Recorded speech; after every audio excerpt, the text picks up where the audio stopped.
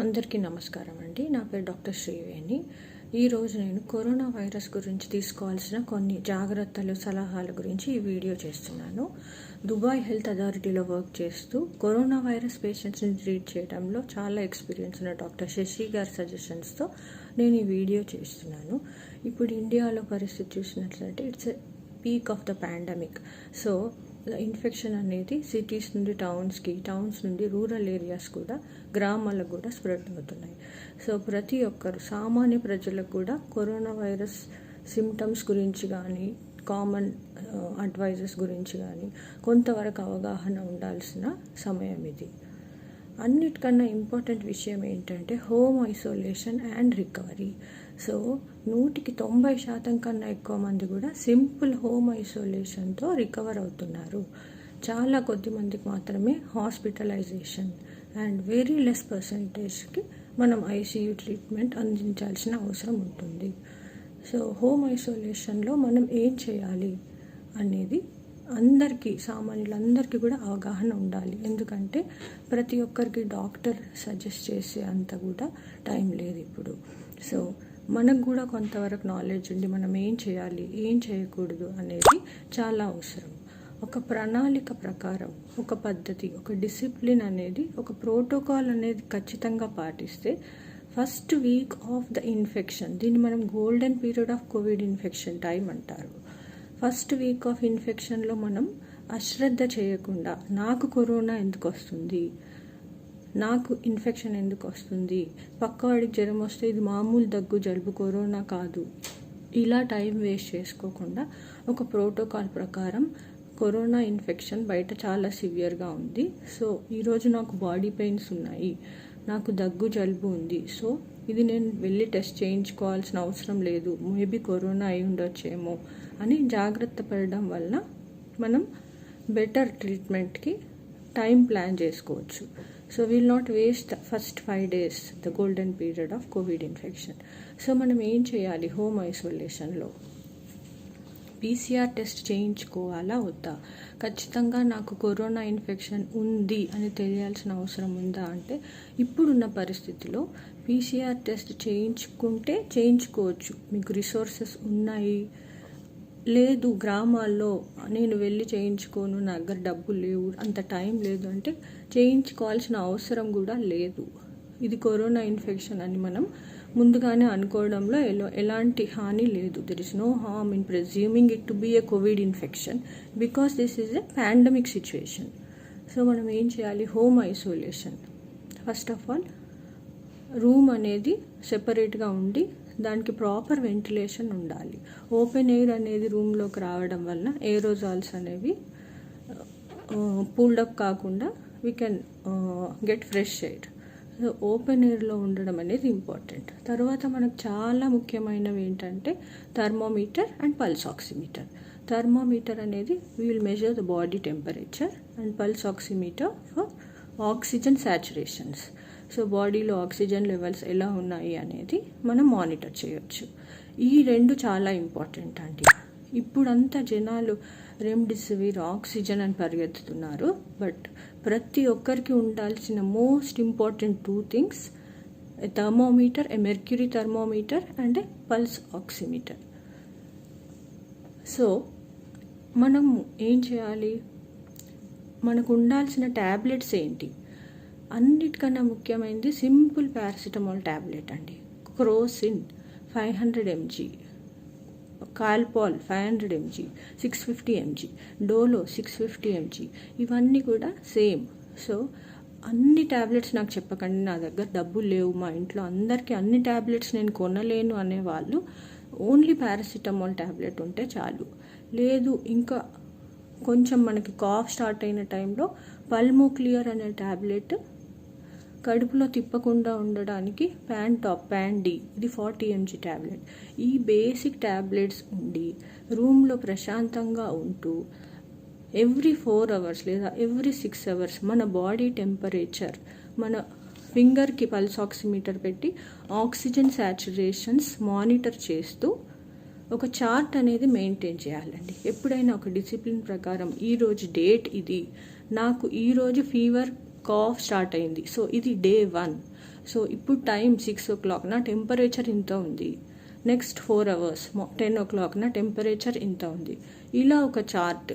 నా oxygen saturation morning ఇంత ఉంది, నెక్స్ట్ 12 o'clock ఇంత ఉంది. సో ఈ టెంపరేచర్స్ పెరుగుతున్నాయా తగ్గుతున్నాయా, సాచురేషన్స్ ఎలా ఉన్నాయి, 98%, 96%, ఇలా ఒక చార్ట్ వేసుకుంటూ మానిటర్ చేసుకోవాలి. ఇంకా మనం అసలు చాలా నెగ్లెక్ట్ చేసే విషయం ఏంటంటే hydration. So you should take excess of fluids. చాలా వాటర్ తాగడం అనేది చాలా ఇంపార్టెంట్ అండి. మామూలుగా 3 liters ఆఫ్ వాటర్ వరకు మనం తాగాలి. బట్ ఫీవర్ ఉన్న టైంలో మనం నార్మల్ కన్నా ఎక్కువ వాటర్ తాగాల్సిన అవసరం ఉంటుంది. So we can take 4 liters లేదంటే 5 liters వరకు వాటర్ తాగాలి. సో ఒక్కసారి అన్ని వాటర్ తాగలేం కాబట్టి కంపల్సరీగా రోజు మొత్తం కొంచెం కొంచెం వాటర్ ఒక గ్లాస్లో తాగుతూ 4-5 liters ఆఫ్ వాటర్ తాగడం. సో ఇంకొకటి ఏంటంటే భయం అనేది మన దగ్గరికి రానివ్వద్దండి. సింపుల్ దగ్గు జలుబు లాగానే భయం ఆందోళన అనేవి పక్కన పెట్టేసి రూమ్లో ప్రశాంతంగా ఉంటూ నార్మల్ డైట్, మనకి ఏది తింటే ఈజీగా డైజెస్ట్ అవుతుందో అలా నార్మల్ డైట్ తీసుకుంటూ ఎక్సెస్ ఆఫ్ ఫ్లూయిడ్స్, వాటర్ కానీ కొబ్బరి నీళ్ళు కానీ మజ్జిగ జావా ఇలా ఎక్కువ ఫ్లూయిడ్స్ తీసుకుంటూ ఫీవర్ ఎలా ఉందో దాన్ని బట్టి పారాసిటమాల్ వేసుకుంటూ ప్రశాంతంగా ఉండడం. This is very important. ప్రశాంతంగా ఉండడం అనేది చేస్తే చాలు. This is home isolation. So దీంతో పాటు కొంచెం కాఫ్ స్టార్ట్ అయినప్పుడు పల్మోక్లియర్ ట్యాబ్లెట్ స్టార్ట్ చేయొచ్చు.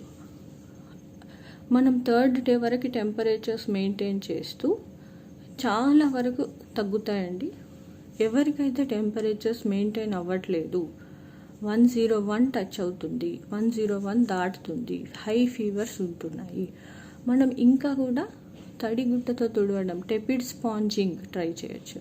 సో అలా కూడా టెంపరేచర్స్ కంట్రోల్ అవ్వట్లేదు అనే టైంలో we should take a physician opinion to start antiviral drugs. First మనం స్టార్ట్ చేయాల్సింది యాంటీవైరల్ డ్రగ్ అండి, స్టీరాయిడ్ కాదు. అది కూడా అన్ని ఇన్ఫ్లుయెన్జా అలాంటి యాంటీవైరల్స్ కాకుండా ఫ్యాబీఫ్లూ ఇలా స్పెసిఫిక్ యాంటీవైరల్ డ్రగ్ స్టార్ట్ చేస్తూ దానికి స్టీరాయిడ్ కవరేజ్ ఇవ్వాలి. So this is something which needs a proper physician guidance. So ఇక్కడ వరకు మనం ఇంట్లో ఉండి మేనేజ్ చేసుకొని ఇక్కడ ఫిజిషియన్ గైడెన్స్తో మనం ఇంట్లో ఉండి ఈ ట్యాబ్లెట్స్ వేసుకోవచ్చండి. సో ఈ స్టీరాయిడ్ కవరేజ్ విత్ యాంటీవైరల్, అలా కాకుండా ఓన్లీ స్టీరాయిడ్స్ వాడకూడదు.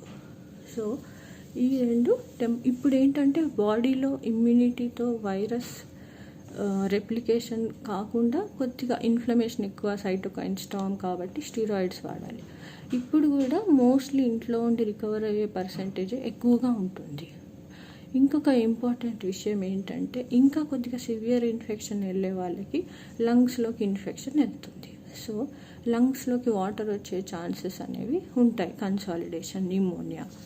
సో ఇలాంటప్పుడు బ్రీతింగ్ ఎక్సర్సైజెస్ అనేవి చాలా ఇంపార్టెంట్. ఇప్పుడు కరోనా టైంలో అందరూ కూడా ఆక్సిజన్ అని వెంటిలేటర్ అని పరిగెత్తుతున్నారు. But breathing exercises, chest physiotherapy, lung మెకానిక్స్ని ఆల్టర్ చేసి చాలా వరకు మనకు హెల్ప్ చేస్తాయి. ఇంట్లో ఉండి కూడా ఇవి చేయడం వల్ల సాచురేషన్స్ చాలా ఇంప్రూవ్ అవుతాయి. సింపుల్ బ్రీతింగ్ ఎక్సర్సైజెస్ ఇప్పుడు చాలా వీడియోస్ వస్తున్నాయండి యూట్యూబ్లో కూడా. మనం ఎక్కువసేపు బ్రీతింగ్ హోల్డ్ చేయగలగడం, ఒక గ్లాస్లో వాటర్ తీసుకొని ఒక స్ట్రాతో దాన్ని బ్లో చేయడం, ఇలాంటి చిన్న చిన్న ఎక్సర్సైజెస్ మనం ఫస్ట్ వీక్లో ఎప్పుడైతే ఫీవర్ కానీ కాఫ్ కానీ ఉందో అప్పుడు స్టార్ట్ చేసి ప్రాక్టీస్ చేసినట్లయితే సెకండ్ వీక్ ఎప్పుడైతే మనకి అవసరమో అప్పుడు ఈజీగా చేయొచ్చు. సో అప్పుడు మనకి ఈ ప్రాక్టీస్ అనేది చాలా హెల్ప్ అవుతుంది. ఒక చిన్న ఎగ్జాంపుల్, లంగ్స్ అనేవి ఎయిర్తో ఫిల్ అయిన బెలూన్ లాంటివి. సో ఇప్పుడు ఒక బెలూన్ని మనం వాటర్తో ఫిల్ చేసి ఆ వాటర్ని తీసేయాలంటే ఆ బెలూన్లో ఏదైనా వేస్తే వాటర్ బయటకు వస్తుందా, లేదంటే ఆ బెలూన్ని మనం బోర్లో పెట్టడము, ఆ బెలూన్లో ఒక పైప్ వేసి బ్లో అవుట్ చేస్తేనో వాటర్ బయటకు వస్తుంది. సింపుల్ అండి. మనం ఆ బెలూన్ని బోర్లో పెట్టేస్తే వాటర్ మొత్తం డ్రైన్ అయిపోతుంది. అలాగే లంగ్స్లో ఉన్న వాటర్ని మనం బయటికి తీయాలి. సో మనం కదలాలి బాగా. చెస్ట్ ఫిజియోథెరపీ, మనం చెస్ట్ మీద బాగా ట్యాప్ చేస్తే ఆ ఫ్లూయిడ్ అనేది మూవ్ అవుతుంది. నువ్వు బోర్లా పడుకుంటే గ్రావిటీ ద్వారా వాటర్ మొత్తం బయటకు వస్తుంది. రైట్ సైడ్ కాసేపు పడుకోవడం, లెఫ్ట్ సైడ్ కాసేపు పడుకోవడం. సో ఇలా చేయడం, దీన్ని ప్రాక్టీస్ అనేది చేస్తే మనకు నిజంగా బ్రెత్లెస్నెస్ వచ్చినప్పుడు ఇది యూజ్ అవుతుంది. సో ఇంట్లో ఉండి కూడా ఈ చెస్ట్ ఫిజియోథెరపీ, బ్రీతింగ్ ఎక్సర్సైజెస్ అనేవి ప్రాక్టీస్ చేయడం, కాసేపు బోర్లా పడుకోవడం, ప్రోన్ పొజిషన్ అంటారు, ఇవి ప్రాక్టీస్ చేస్తూ ఈ ట్యాబ్లెట్స్తో చాలా వరకు తగ్గించవచ్చండి. ఇంకో ఇంపార్టెంట్ విషయం, ఇండియాలో కరోనా ఇన్ఫెక్షన్ అనగానే పెద్ద పెద్ద ప్రిస్క్రిప్షన్స్ రాస్తున్నారు. డాక్సిసైక్లిన్, ఐవర్మెక్టిన్, అజిత్రోమైసిన్, గౌట్ నిల్, స్టీరాయిడ్స్, ఇవన్నీ అన్నెసెసరీ అండి. మన కరోనా వైరస్ ఫస్ట్ వేవ్లో అంత వైరస్ గురించి అవగాహన లేకపోవడం వల్ల బ్రాడ్ స్పెక్ట్రమ్ యాంటీవైరల్స్ అన్నీ ట్రై చేశాము. బట్ ఇప్పుడు WHO రికమెండేషన్స్ కానీ, ల్యాన్సెట్ స్టడీస్ కానీ, there is not much of role. ఇన్ని డ్రగ్స్ వాడడం వల్ల పెద్ద ఉపయోగం ఏం లేవని చెప్తుంది.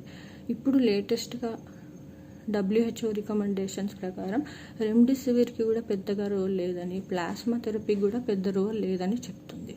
సో ఈ అన్నెసెసరీ డ్రగ్స్, దానివల్ల కడుపులో తిప్పడం, గ్యాస్ట్రైటిస్, వామిటింగ్స్, ఇవన్నీ కూడా మనం అవాయిడ్ చేయొచ్చు. అన్నెసెసరీ ట్యాబ్లెట్స్ అవసరం లేదు. గుడ్ ఫుడ్, మంచి భోజనం, గుడ్ వాటర్, చాలా వరకు నీరు తీసుకోవడం, గుడ్ రెస్ట్, ప్రశాంతంగా ఉండాలి, పడుకోవాలి. దగ్గు జలుబు వచ్చినప్పుడు రెస్ట్ తీసుకుంటే తగ్గుతుంది అంటారు కదా, ఇది కూడా అలాగే. పడుకోండి, ఎక్కువసేపు పడుకోండి, ఫిజికల్ స్ట్రెయిన్ అవాయిడ్ చేయండి. ఇవి చేస్తూ ప్రశాంతంగా ఉండాలి. భయం అనేది అవసరం లేదు. Simple paracetamol tablet, lot of fluids, ఇవే మనం చేయాల్సిన విషయాలు. And please practice breathing exercises. Videos చూడండి. లంగ్ ఫిజియోథెరపీ చాలా ఇంపార్టెంట్, బ్రీతింగ్ ఎక్సర్సైజెస్ చాలా ఇంపార్టెంట్. ఇవన్నీ చేస్తే చాలా వరకు హాస్పిటల్కి వెళ్ళకుండా మనం మేనేజ్ చేయొచ్చు. ఇప్పుడు ఇంకా సీనియర్స్ చెప్పడం ఏంటంటే, హాస్పిటల్కి వెళ్ళి రోజు 1,00,000 రూపాయలు కట్టి ఆక్సిజన్ సపోర్ట్ తీసుకోవడం కన్నా ఇంట్లో ఉండి కూడా CPAP, BiPAP మెషిన్స్, నెబ్యులైజర్స్ వాడడం వల్ల చాలా ఉపయోగం ఉంటుందని. సో ఇలా కూడా మనం హోమ్లో కంప్లీట్ రికవరీ కూడా చేయొచ్చు. So please take care.